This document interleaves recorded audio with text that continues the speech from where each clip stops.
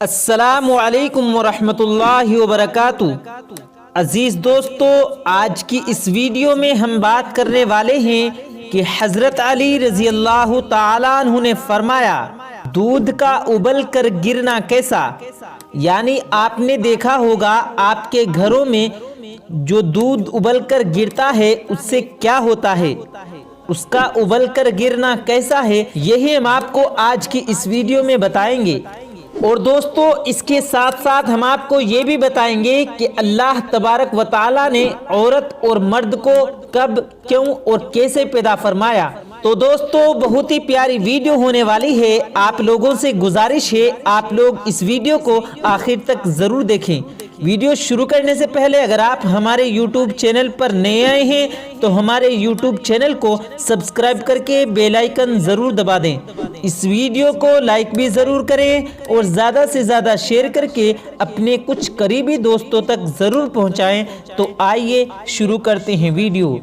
ایک عورت حضرت علی رضی اللہ تعالیٰ عنہ کی خدمت میں آئی اور دست ادب کو جوڑ کر کہنے لگی کہ یا علی، ہمارے گھر میں جھگڑے بہت ہوتے ہیں، کوئی کسی سے محبت نہیں کرتا، رزق میں تنگی رہتی ہے، یا علی ایسا کیوں؟ بس یہ کہنا تھا۔ تو حضرت امام علیہ السلام نے فرمایا کہ اے عورت، بتاؤ جب تم اللہ کا رزق پکاتی ہو تو کچھ گرتا تو نہیں؟ تو اس عورت نے کہا ہاں یا علی، جب میں دودھ ابالتی ہوں تو وہ تھوڑا سا زمین پر گر جاتا ہے، بس یہ کہنا تھا۔ تو حضرت علی رضی اللہ تعالی عنہ نے فرمایا اے عورت، یاد رکھنا جب اللہ کا دیا ہوا رزق گرتا ہے اور گر کر جلتا ہے تو اس سے گھر میں بے سکونی، جھگڑے اور نفرت اور رزق میں تنگی پیدا ہوتی ہے۔ دودھ کو ابال کر پینا چاہیے، لیکن ساتھ ہی ساتھ یہ بھی دیکھنا چاہیے کہ دودھ زمین پر تو نہیں گرا۔ تم اپنی اس عادت پر قابو پالو، اللہ کے کرم سے تمہارے گھر میں سکون، محبت اور برکت پیدا ہوگی۔ تو دوستو، آپ کو پتہ لگ گیا ہوگا کہ دودھ کا ابل کر گرنا کیسا ہے، اور اگر دودھ ابل کر گرتا ہے تو اس کے کیا کیا نقصانات ہیں۔ دوستو، اب ہم آپ کو بتاتے ہیں کہ اللہ تبارک و تعالیٰ نے عورت اور مرد کو کب، کیوں اور کیسے پیدا فرمایا۔ دوستو، اللہ تبارک و تعالیٰ نے جنت کو پیدا کیا تو حضرت آدم علیہ السلام کو جنت میں ٹھہرایا۔ آپ جنت میں اکیلے تھے۔ ایک دفعہ اللہ تعالیٰ نے حضرت آدم علیہ السلام پر نیند غالب کر دی اور وہ سو گئے۔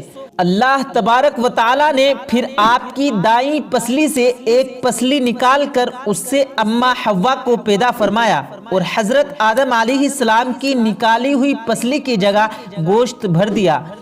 حضرت آدم علیہ السلام جاگے تو اپنے سر کے پاس اماں حوا کو پایا۔ آپ نے پوچھا تم کون ہو؟ عرض کیا میں عورت ہوں۔ فرمایا کہ تم کس لیے پیدا کی گئی ہو؟ عرض کیا کہ اس لیے کہ آپ مجھ سے سکون پائیں اور میں آپ سے۔ سبحان اللہ۔ فرشتوں نے پوچھا اے آدم، اس کا کیا نام ہے؟ فرمایا حوا۔ فرشتوں نے پوچھا یہ نام کیوں ہے؟ فرمایا کہ یہ حیا یعنی کہ زدہ سے پیدا کی گئی ہے۔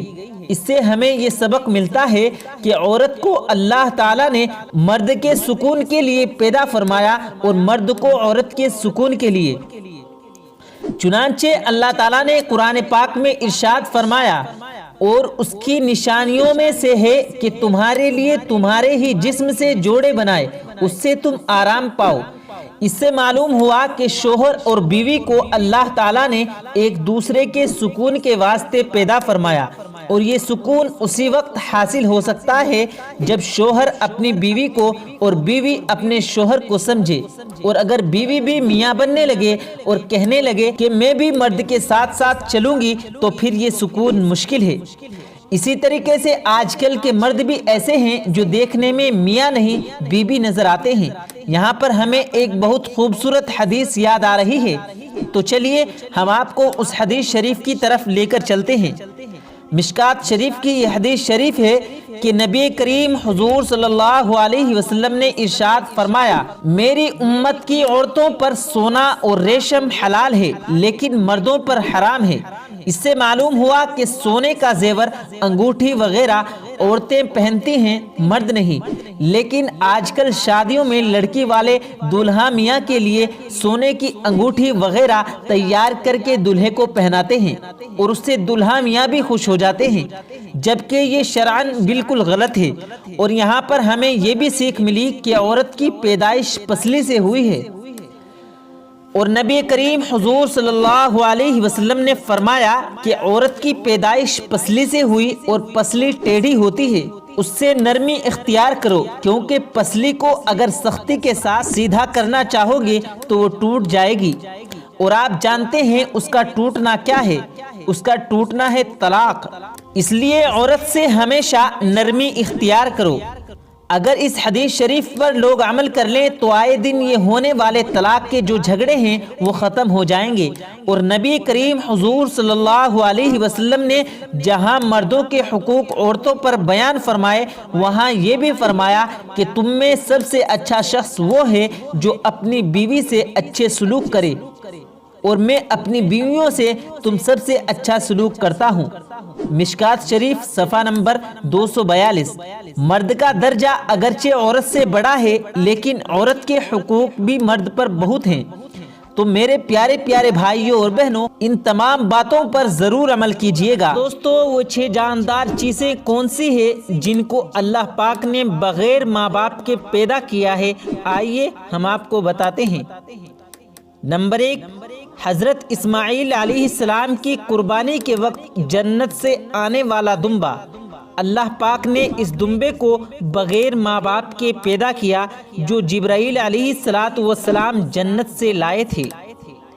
نمبر 2، حضرت آدم علیہ السلام کو اللہ پاک نے بغیر ماں باپ کے پیدا کیا، اور حضرت اماں حوا کو اللہ نے حضرت آدم علیہ السلام کی پسلی سے پیدا کیا۔ نمبر 3، حضرت صالح علیہ السلام کی اونٹنی کو اللہ تعالیٰ نے بغیر ماں باپ کے پیدا کیا، کیونکہ جب اللہ نے حضرت صالح علیہ السلام کو قوم سمود کی طرف نبی بنا کر بھیجا تو جب آپ نے اپنی نبوت کا اعلان کیا اور پیغام حق دیا کہ اللہ کے سوا کوئی عبادت کے لائق نہیں، تو لوگوں نے آپ سے نبی ہونے کی دلیل مانگی اور کہا کہ اگر آپ پہاڑ سے کوئی ایسی اونٹنی نکال دیں جو 9 مہینے کی حاملہ ہو اور اتنا ہی بڑا بچہ دے جتنی بڑی وہ خود ہو، تب ہم آپ کو نبی تسلیم کریں گے۔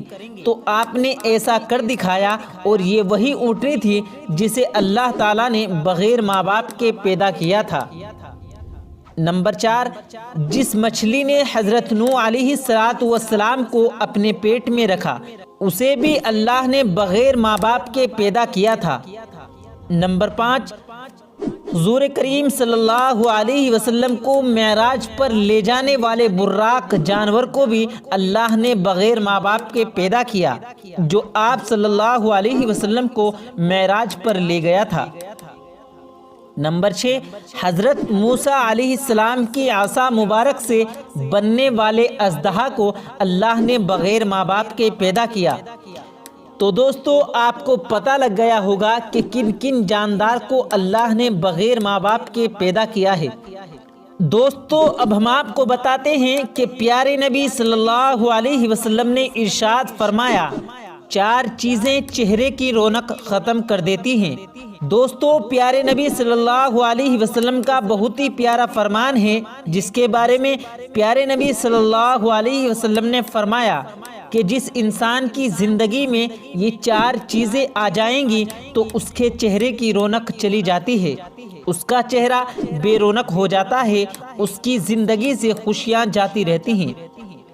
دوستو، جیسا کہ آج کل کے دور میں چل رہا ہے کہ ہر انسان اپنے چہرے کی خوبصورتی کو بڑھانا چاہتا ہے اور بے سکونی سے نجات پانا چاہتا ہے، تو کیوں نہ آپ کو وہ باتیں بتائی جائیں کہ جن سے اگر آپ پرہیز کر لیں تو آپ کا چہرہ بھی رونق دار ہو جائے گا، یعنی آپ کے چہرے پر رونق آ جائے گی، خوبصورتی آ جائے گی، نور آ جائے گا، اور آپ کو خوشیاں ہی خوشیاں ملنی شروع ہو جائیں گی۔ دوستو، پیارے آقا صلی اللہ علیہ وسلم نے ارشاد فرمایا کہ زنا کرنے سے چہرے کی رونق چلی جاتی ہے۔ عزت نہیں کرنا، یعنی جو انسان عزت نہیں کرتا اس کی خوشیاں بھی جاتی رہتی ہیں۔ اس کا عزت کرنا چاہے کسی انسان کے معاملے میں ہو یا پھر روزی کے معاملے میں ہو، کسی بھی معاملے میں ہو، جو شخص عزت نہیں کرتا اس کی خوشیاں ختم ہو جاتی ہیں۔ فضول کسی بات پر بحث بنائے رکھنا اور کسی غلط کام کو بغیر کسی خوف کے ساتھ کرنا، یہ بھی خوشیوں کو ختم کر دیتا ہے اور چہرے کی رونق بھی ختم ہو جاتی ہے۔ دوستو، اکثر لوگ جب کسی کام کو کرتے ہیں تو ان کے دل میں کسی کا بھی خوف پیدا نہیں ہوتا۔